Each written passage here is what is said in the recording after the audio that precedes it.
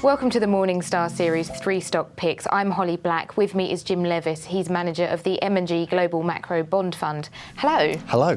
So we're not really doing 3 stock picks today because you're a bond manager, so that doesn't really work. But we are going to talk about 3 areas you're quite optimistic about. Where would you like to start? Well, I don't agree with Donald Trump on many things, but I do agree that US Treasury bond yields are too high. You know, if you look around the world, you have negative yields in Japan, negative yields in most of Europe. But in the US, you can still get yields of 1 to 2% by lending money to one of the strongest, highest rated governments in the world. And Trump is right that this is an anomaly. And I don't agree with the pressure he's been putting on the Federal Reserve to cut rates aggressively.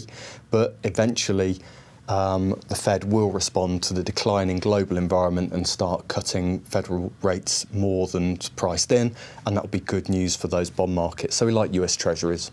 It seems crazy to be talking about 2% yield as being really great. Yeah, it's awesome.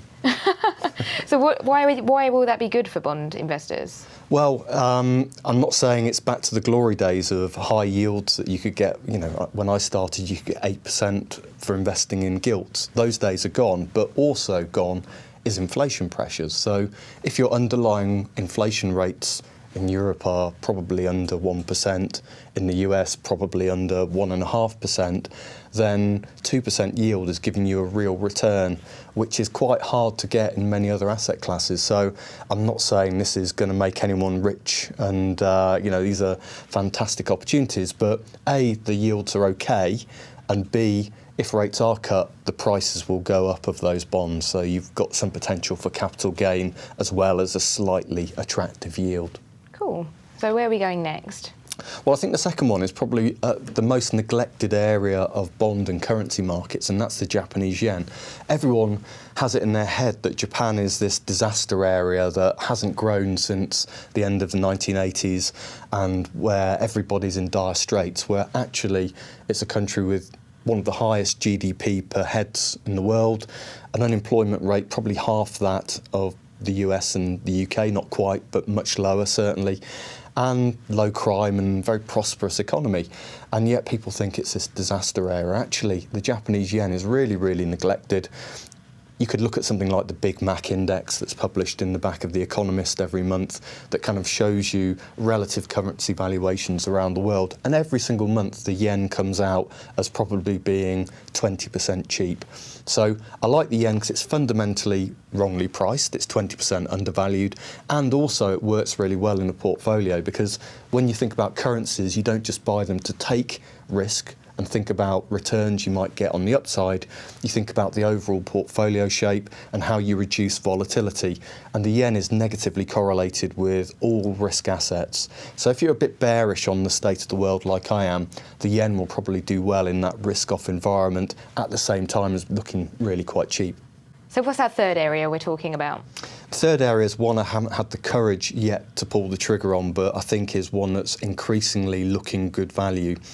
And as we've seen, developed market bonds all converge down to zero, or those very low rates you see even in the US, emerging market bonds haven't really moved. In fact, they've kind of gone sideways. Some markets have sold off even.